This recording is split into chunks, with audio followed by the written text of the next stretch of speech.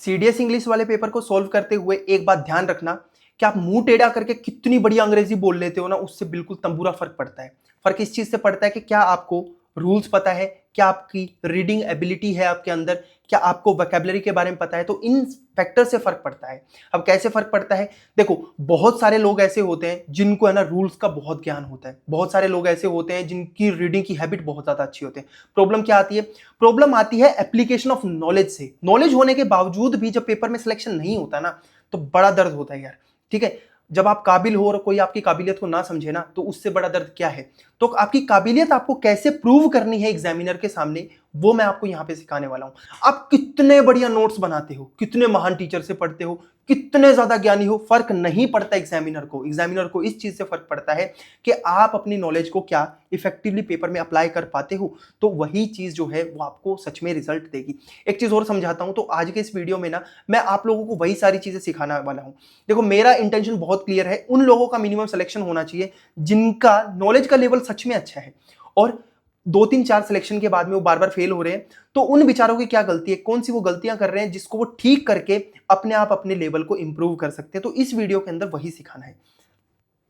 सबसे पहले तो पेपर को प्रिपेयर कैसे करना है। देखो यार, सबसे पहले किसी भी बुक, आप अपनी मर्जी से कोई भी बुक पढ़ो, मैं भी आपको नोट्स दे दूंगा इंग्लिश सेगमेंट वाले, उनको पढ़ लो। अपनी कोई फेवरेट बुक आप फॉलो कर लो। मैंने रेनन एंड मार्टिन फॉलो की थी, आप नीतू सिंह फॉलो कर सकते हैं, पैरामाउंट वाली, या XYZ कोई भी बुक फॉलो करो। इंग्लिश के रूल सेम ही रहने वाले हैं भाई, कोई कुछ किसी में अलग नहीं है। आपको बस रूल समझ में आने चाहिए। दूसरी चीज एक याद रखना, इसके साथ साथ यहां से तो आपकी थोड़ा सा वोकैबुलरी का हिस्सा और आपका ग्रामर वाला हिस्सा इंप्रूव होगा। इसके साथ में आपको रीडिंग वाले सेक्शन के लिए इंपॉर्टेंट है बहुत ज्यादा, आपको प्रैक्टिस करनी पड़ेगी रीडिंग की। क्यों ऐसा होता है वो भी आगे वीडियो के अंदर मैं बताऊंगा ऐसा, क्योंकि रीडिंग के लिए आपको अच्छी अच्छी बुक्स पढ़ने की जरूरत है। क्योंकि रीडिंग जो सेगमेंट है ना भाई, वो आपका 80% पेपर भी सोल्व करा सकता है। जब मैंने अपने पेपर के अंदर 80 मार्क्स स्कोर किए ना इंग्लिश वाले सेक्शन के अंदर, वो कैसे पूरी मार्कशीट पड़ी हुई है या टेलीग्राम पे जहां पे भी जाके चेक लेना, हर बारी उसको क्यों मैं वेपन की तरह यूज करूं। तो मेरा इंटेंशन बहुत क्लियर है कि मेरे को कभी एक भी इंग्लिश का रूल नहीं आता था। कसम से बता रहा हूं, मुझे नहीं इंग्लिश का रूल आता था। जब पढ़ना शुरू किया ना पढ़ाने के लिए, तो फिर मैंने इंग्लिश के रूल सीखे। मैंने देखा कि मेरी रीडिंग हैबिट अच्छी थी ना, मैं किताबें पढ़ता था, तो मेरी स्पोकन इंग्लिश भी थोड़ी सी इंप्रूव हो गई, मेरी ऑडिटरी भी इंप्रूव हो गई, और इसी के साथ साथ पर्सनैलिटी तो इंप्रूव हुई ही, बाकी मेरा जो इंग्लिश का रिटर्न वाला पोर्शन था ना, वो बहुत ज्यादा इंप्रूव हुआ, एफकेट के अंदर इंप्रूव हुआ। तो भाई रीडिंग इज समथिंग जो आपको काफी ज्यादा हेल्प करने वाली है। क्योंकि एक नैम चोम्स्की नाम का आदमी था, ठीक है, लिंग्विस्टिक साइंटिस्ट था वो, तो उसने क्या बोला, एक कंसेप्ट होता है एक्विजिशन ऑफ वर्ड। आप नए नए वर्ड्स को एक्वायर करते हो, इंफॉर्मेशन को एक्वायर करते हो, जिसकी वजह से है ना, अगर आप बस रीड करते हो ना तो आपका काम चल जाता है। कभी देखना, जो हरियाणा का बच्चा होता है ना, वो हरियाणवी अपने आप सीख जाता है, उसको कोई किताब या स्कूल अटेंड करने की जरूरत नहीं है।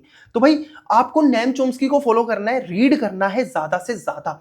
एक चीज और समझो, जो भी मैं यहाँ पे टेक्निक बताने वाला हूं ना, लास्ट टाइम एग्जाम से पहले अपने स्टूडेंट को बताई थी। टेलीग्राम में बहुत ही कम लोग होते थे, मतलब शायद 4000 के आसपास होते थे, तो उनमें से 4400 लोगों ने बताया। ये बाद में कुछ लोगों ने देखा इसको, ठीक है, तो बाद में तो ये पोल मैंने पब्लिश कर दिया था।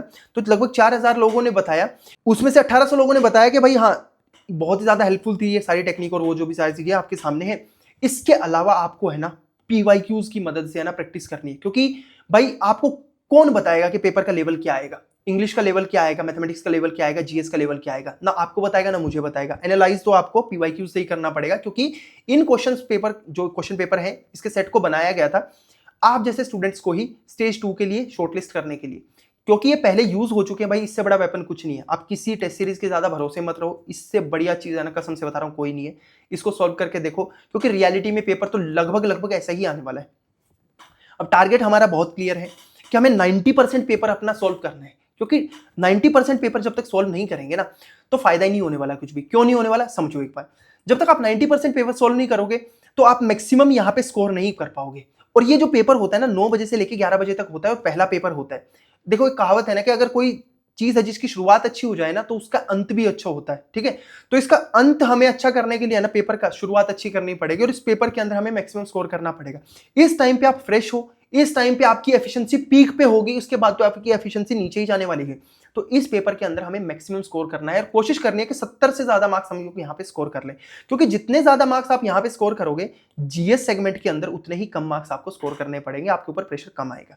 एक चीज और समझना कि जो CDS का इंग्लिश का पेपर होता है ना, वो एक है ना आर्ट ऑफ सॉल्विंग से ही आप सोल्व कर सकते हो। ठीक है, मैं बता रहा हूं, अगर आपको नॉलेज लिमिटेड भी है ना, बस आपको रीडिंग हैबिट है, साथ में कुछ ठीक ठाक से रूल्स पता है और वोकैबुलरी आपकी ठीक है, तो आपका काम हो जाएगा आराम से। 70-72 नंबर लेना तो कोई बड़ी बात नहीं है। मैं कई लोगों को पर्सनली जानता हूं जिनके 92-92 नंबर आए हैं।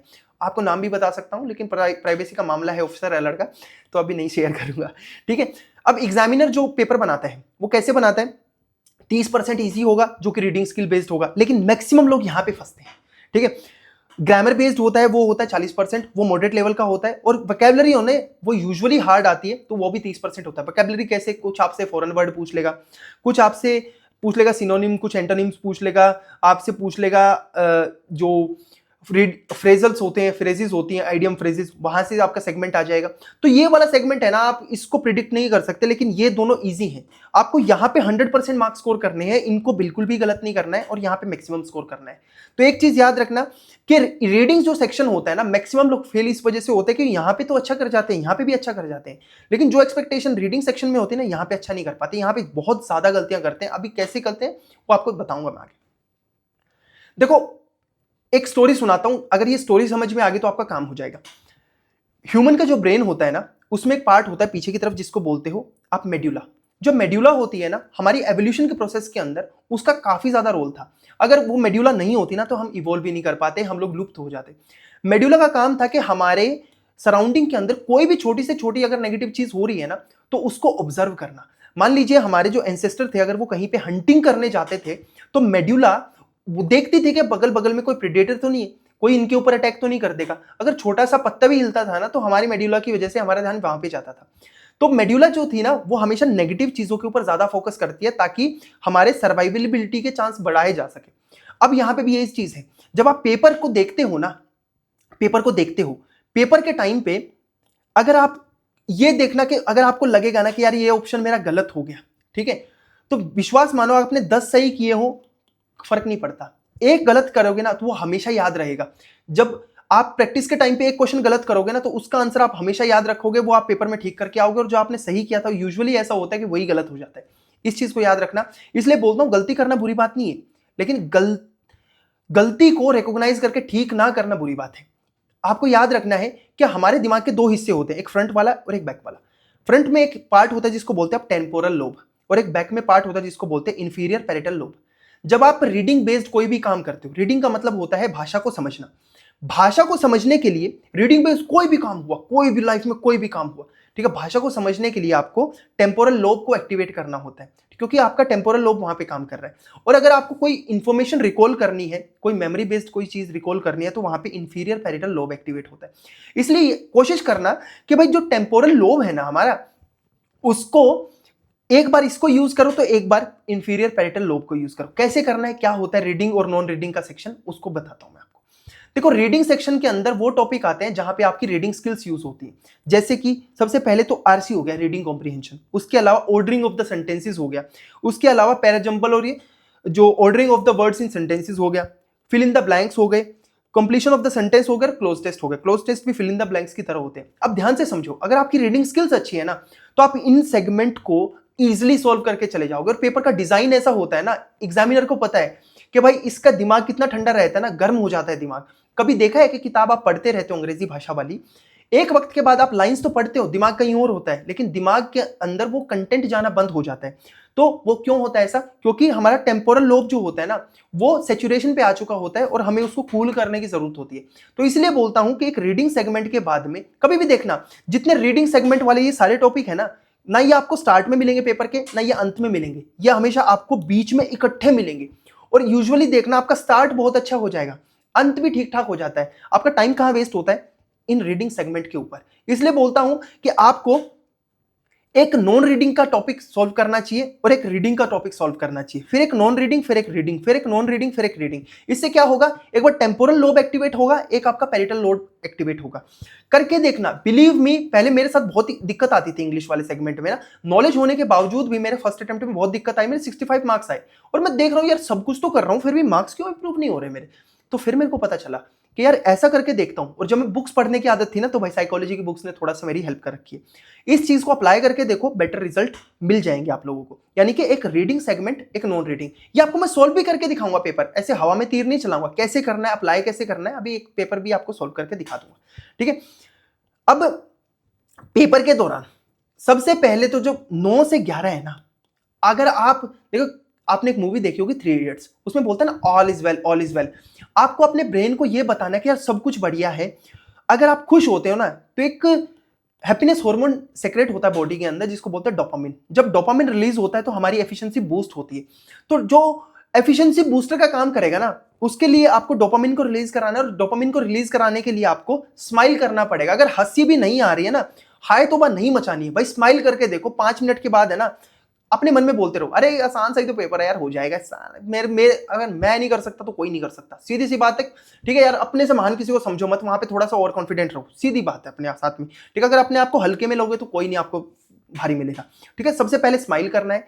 कभी भी क्वेश्चन नंबर 1 से पेपर सॉल्व मत करो, फेल हो जाओगे, गारंटी है। पता क्यों? क्योंकि आपका पहले सारे नॉन रीडिंग वाले आएंगे, फिर लास्ट में नॉन रीडिंग वाले आएंगे, और बीच में जब रीडिंग वाला सेगमेंट आएगा ना, सारा टाइम यही वेस्ट होता है। कम से कम 1.5 घंटा यहाँ पे वेस्ट खा जाओगे अगर इस चीज को नहीं यूज किया तो। पढ़ते रह जाओगे, क्वेश्चन नहीं सोल्व कर पाओगे। तो क्वेश्चन नंबर 1 से कभी भी पेपर सोल्व नहीं करना। अब देखो, पहले 5 मिनट के अंदर जब आप पेपर शुरू करते हो, तो पहले 5 मिनट के अंदर आप फ्लिप करो। फ्लिप करने का मतलब क्या होता है? पेजेस को पलट के देखो किस तरह के क्वेश्चन आ रहे हैं, इस बार क्या नया है। जब आप एक बार पूरा पेपर देख लेते हो ना, तो आप मेंटली प्रिपेयर हो जाते हो कि भाई यार इस बार कुछ नया है, ठीक है। नया है तो वो सबके लिए नया है, आपके साथ किसी की कोई दुश्मनी नहीं है। जब आप एक बार पूरा प्रेशर एब्जॉर्ब कर लोगे ना, तो बार बार ऐसा नहीं होगा कि आप क्वेश्चन सॉल्व कर रहे हो और फिर वहां पे स्टक हो जाओ, फिर कुछ नया दिख रहा फिर स्टक हो जाओ, फिर कुछ नया दिख रहा स्टक हो जाओ। एक बार अपने आप को मेंटली प्रिपेयर कर लो उस चीज के लिए। और वो कैसे होगा? फ्लिपिंग के थ्रू। यानी पहले 5 मिनट में नियम बना लो कि पेपर सॉल्व ही नहीं करना है, पहले 5 मिनट करके देखो इस चीज के, और फिर देखना आपको कितना। क्योंकि अगर आपने प्लानिंग ढंग से कर ली ना भाई, फिर एग्जीक्यूशन में आपको टेंशन नहीं लेनी पड़ेगी। इसीलिए क्या होता है ना, बहुत लोग है ना 4 ही टास्क कर पाते इंडिविजुअल ऑब्स्टेकल के अंदर, या किसी का जीपीई और पीजीटी कंप्लीट ही नहीं हो पाता। क्यों? क्योंकि उनकी प्लानिंग है ही नहीं कुछ भी। अरे यार प्लानिंग यहीं से भी तो सीख पा रहे हो ना, तो सीख के देखो, इसको भी एक एसएसबी टास्क की तरह लो। बहुत इजी है, बहुत प्रैक्टिकल है, सच बता रहा हूँ, आसान बहुत ज्यादा है। और आपकी इंग्लिश है ना, मैं लिख के दे सकता हूँ, मेरे से बहुत ही ज्यादा अच्छी होगी यार, ठीक है। मैं हरियाणा के छोटे से गाँव से हूँ, ठीक है। हमारे यहाँ पे तो इंग्लिश भी जो थी ना, वो मैंने हरियाणवी के अंदर पढ़ी थी भाई। तो आप लोगों ने तो हिंदी में पढ़ी होगी, और मैक्सिमम ने तो इंग्लिश में पढ़ी होगी। तो भाई मैं बोर्न कोई नेटिव स्पीकर नहीं हूँ इंग्लिश का, लेकिन फिर भी आप लोगों से ज्यादा स्कोर कर लिया, और आपकी मेरे से ज्यादा अच्छी है, तो मेरी एक्सपेक्टेशन है कि आप 90 मार्क्स से ऊपर ज्यादा स्कोर करो। अब फिर जब सोल्व करोगे तो एक नॉन रीडिंग का टॉपिक, एक रीडिंग का टॉपिक, और अगर आपने ये पेपर अच्छा कर लिया ना भाई, तो मैं कसम से बता रहा हूं, बाकी सारे पेपर के अंदर आप धुआं उड़ा दोगे। ये पेपर अच्छा कर लो, इस स्ट्रेटेजी को अप्लाई करके देखना, आपका काम हो जाएगा। और इस पेपर को राउंड वाइज सोल्व करना। देखो राउंड वाइज कैसे सोल्व? पहले उन क्वेश्चन को सोल्व करो जो आपको इजी लग रहे हैं, क्योंकि कई बार ऐसा होता है ना, अगर आपको लग रहा है reading non reading, reading non reading, और ये टॉपिक जो है इस पर्टिकुलर क्वेश्चन के अंदर मेरा टाइम ज्यादा लग रहा है, टाइम तो आपका ही वेस्ट हो रहा है यार, ठीक है। इस क्वेश्चन के लिए भी उतने ही मार्क्स मिलेंगे, यानी 0.83 मार्क्स मिलेंगे। अगर गलत हो जाएगा तो 0.27 मार्क्स कट जाएंगे। क्यों इतनी टेंशन लेनी है? अगर टाइम कंज्यूम कर रहा है तो सर्कल लगाओ आगे बढ़ो, सर्कल लगाओ आगे बढ़ो। बाद में टाइम बचेगा, दोबारा आके सेकंड राउंड के अंदर उसको सॉल्व कर लेना। इससे फायदा ये होता है, जो इजी सेगमेंट होता है वो एक भी गलत नहीं होता, ठीक है। आप इजिली करके लेके चले जाओगे। और बाद में ऐसा होगा कि जो हार्ड वाले हैं ना, हार्ड वालों जो है उनके ऊपर आपका ज्यादा टाइम वेस्ट नहीं होगा, तो दोनों चीजें बैलेंस हो जाएंगी। और मैंने ये चीज करके देखी, मैंने कभी भी है ना 110 से नीचे कभी भी क्वेश्चंस अटेम्प्ट नहीं किया अपने पेपर के अंदर। अब डेमो सॉल्विंग बता रहा हूं, ठीक है, वो अगले वीडियो के अंदर बताऊंगा, थोड़ा लंबा वीडियो हो जाएगा ये। अगले वीडियो के अंदर आपको एक डेमो सॉल्विंग बता दूंगा कि कैसे इस नॉलेज को अप्लाई करना। अभी हम लोगों ने ज्ञान और बेसिक्स तो सीख लिए, लेकिन इसको पेपर में भी तो अप्लाई करके देखना है, तो उसको मैं अगले वीडियो में बता दूंगा। इफ यू आर समवन जो कि प्रिपेयर कर रहा है सीडीएस, एनडीए, सीएपीएफ, एफकेट के लिए, तो फ्री में रिसोर्सेज आपको टेलीग्राम चैनल के ऊपर मिल जाएंगे, और ये फ्री ऑफ कॉस्ट है। इंटेंशन बहुत क्लियर है, टू हेल्प यू। और ये यहाँ पे मिल जाएंगे, ये सारे के सारे रिसोर्सेज प्रधानमंत्री ज्ञान बांटो योजना के तहत आप लोगों को मिल रहे हैं। ऐसी कोई योजना भारत सरकार ने तो नहीं चला रखी, मैंने चला रखी है। इंटेंशन बहुत क्लियर है कि यार इन वीडियो से आने वाला रेवेन्यू वो आप जैसे स्टूडेंट्स की ही वेलबींग के लिए यूज होता है, उसमें से एक भी रुपया मेरी जेब के अंदर नहीं जाता। तो टेलीग्राम चैनल का लिंक जो है वो डिस्क्रिप्शन बॉक्स के अंदर है, वहां से जाके ज्वाइन कर लो।